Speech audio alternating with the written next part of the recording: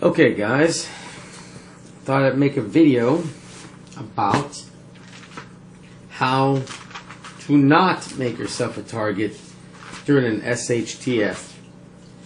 Now, I gotta say right now, I'm gonna say a lot of things that people do not want to hear, but I think they need to be said, right? I know that there's a lot of people that are just gonna get pissed off and think I'm heartless, but I'm going to say what I think needs to be said and nobody else is saying, or I haven't seen the video yet. But you need to worry about your own, okay? We're going to call this video How Not to Make Yourself a Target. You need to worry about the mob mentality, okay? First off, you don't want to talk too much. Most preppers will be killed because they're doing a lot of talking now.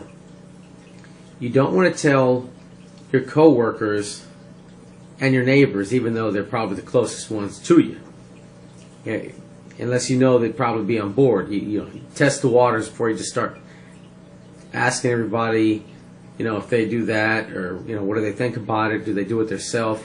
Don't make it obvious that you're a prepper.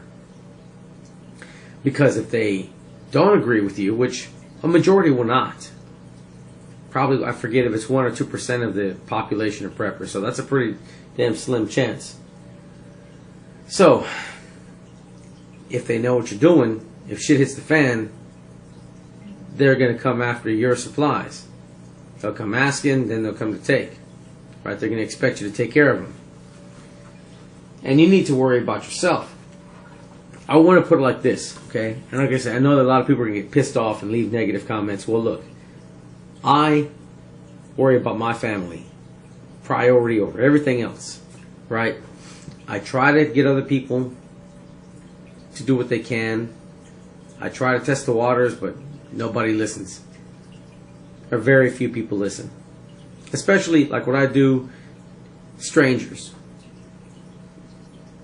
But I'll get into how you can help people. I'm going to tell you how not to be a victim, be a target, and then I'll tell you what you can do to help. But let's get through the bad stuff, and then we'll get to the silver lining, okay?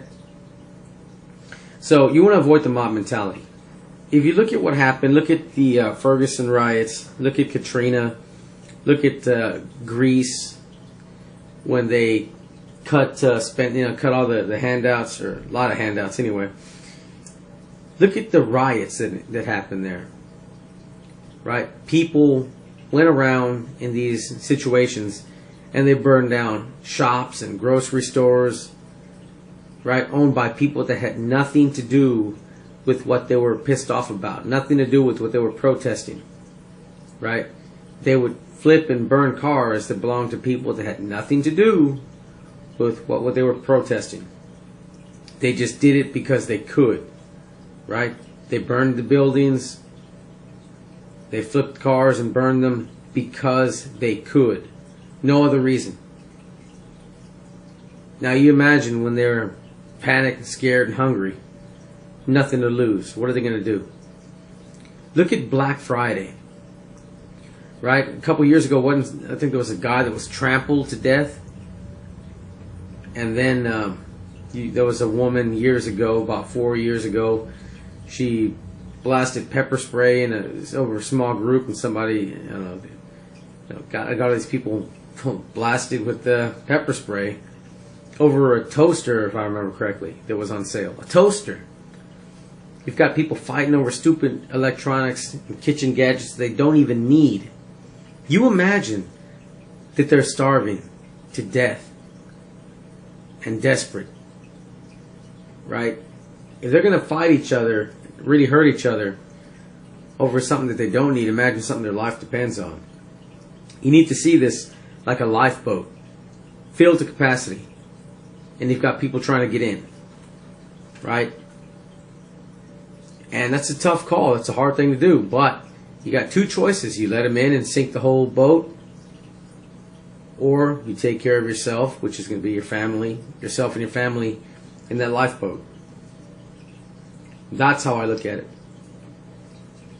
Now, what you can do to try to avoid being a victim and target here if it's not a blizzard or a flood or something that you know is going to pass within a week or so, or a couple weeks, it's not long term,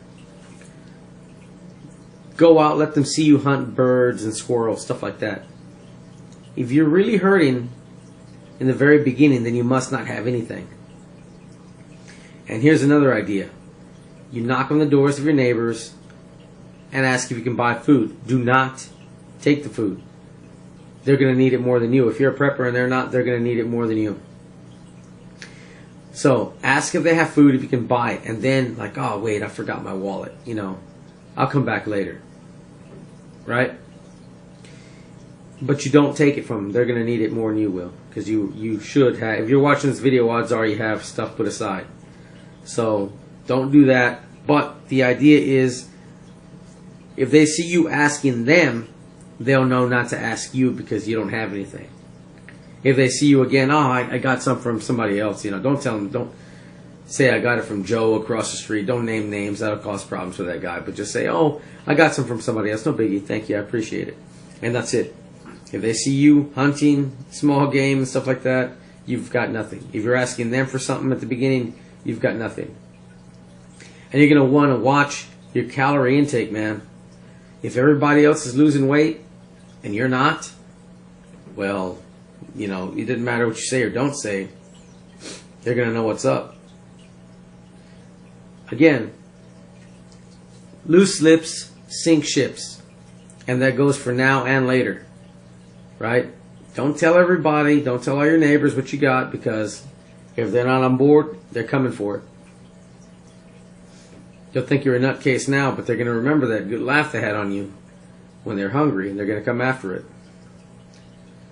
Nicely first, and then probably not so nice. I would say handouts would be dangerous.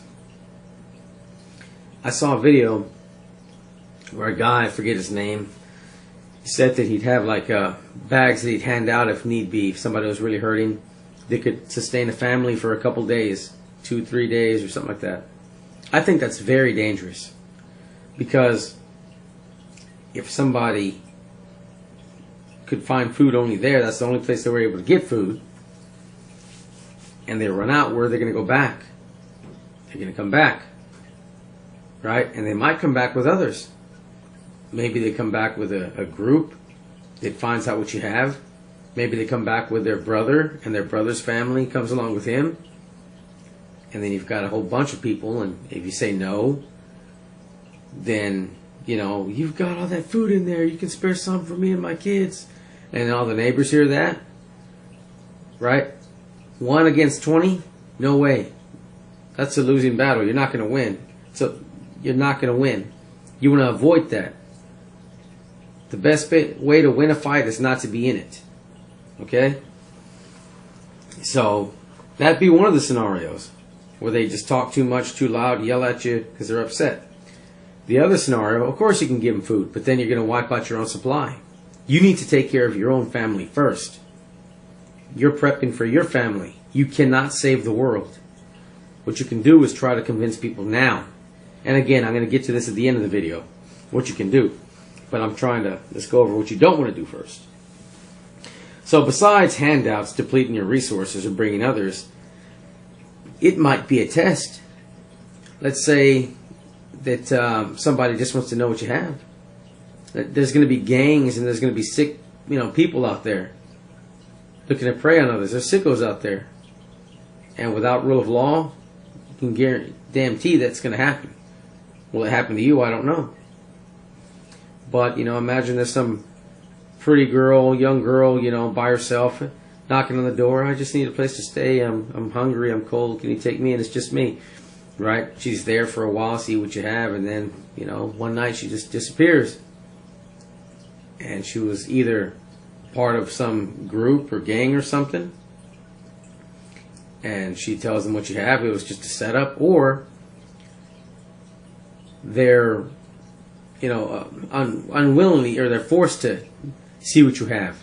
Maybe they have somebody they care about, and they're forcing them to do that. Right? Desperate people do desperate things. So, the bad people would find out what you have, and then you'd have a lot of people after what you have, and that's it. Right? A bunch of people climbing on that lifeboat, and the whole thing sinks. Because you cannot take care of the world. Now let's talk about what you can do. Oh, another thing. Cooking smells, man. Even if you're losing weight, even if you're not talking, if they smell it, they're coming for it. So try to minimize that. I know that dehydrated and dry stuff isn't that great for you, but you're going to probably be eating stuff right out of the can without cooking it if need be. You don't want people to smell food. If they're hungry, they're going to pick up on that. Now, what can you do? Like me, my coworkers don't know what I do. They know I have an idea of my stance on guns, and I believe having a little bit of food in the house. Like I tell them I have about a week or so. I'm like, I can probably stretch it to 2 if I really, really tighten the belt. But that's what I tell them. And I'm like, CDC and FEMA recommend you have a little bit. And, when there's a natural disaster or something, I try to talk to them. I'm like, you know what? I got like 3 days at least, blah, blah, blah. Like maybe a week. Say stuff like that and try to test the water. And I gave up years ago, so they probably forgot about that by now. Not to think I've got just a few days to a week. But I tested the water. See what I can do. You can try to start a community watch group or something. Neighborhood watch for when things get bad. Get to know your neighbors somewhat. Don't tell them what you have, but get to know them. And you can try to start a community garden, man. You need to start that now. You're going to need food to be produced later. If you get together after it's too late and you're barely putting seeds in the ground, how long is it going to take before you can actually harvest anything? So you need to do that now. Do that together. Maybe a community watch group. Put something on the on a telephone pole or something. Want to start a community watch group or neighborhood watch or a community garden. See what kind of responses you get. Leave an email or something. I don't know, but you can try to do that.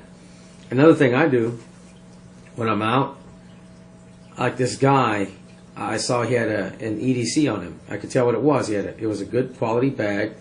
He had a survival bracelet on him, and he had a knife. It was clipped on the strap up on his shoulder where you can get a hold of it quickly. And I'm like, hey man, I like that bag. Where'd you get it?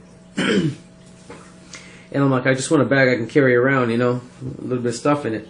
Like, yeah. He's like, it's a good idea to have a good bag with guns, some extra ammo, and some food and water. Like, yeah, basically. And we just kind of got into it like that. I didn't, of course, I didn't tell him where I live, but I gave him my email. I'll send him some links, maybe. I told him where he could look. Maybe if he emails me, I'll send him some stuff. But I gave him some tips. Just talking about just simple stuff. You test the water. Of course, you're not going to tell a stranger everything, but I met somebody who doesn't know where I live, and I gave him some pointers. You need to do that too with strangers. Don't let people around you know what you do, but try to educate other people, and in turn, other people will hopefully educate some of the people around you. The more people open their eyes to what's going on. But under no circumstance can I tell you to risk your family. I don't care what kind of comments I get. I don't care what kind of video responses. No one is going to talk me into risking my own family for anything. I prep for them. And that's just the way it is. I can't carry the world on my shoulders. I'm not going to try to either. I'm going to do what I can, but I'm not going to risk it. Another thing, I remember I saw a video on Canadian Prepper. He said, do handouts at night. Another possibly very dangerous act. If somebody sees you dropping off food, well then, if you're dropping it off, you must have some. So even though his heart's in the right place, I'm not sure about that plan. Like I say, I think you should, if you're going to help people, you better do it beforehand, not after. Anyway, just something to think about, guys. I know it's a really tough subject. I really don't like talking about it, but somebody needs to, and you guys got to think about this ahead of time. Anyway, you just think about that for a while.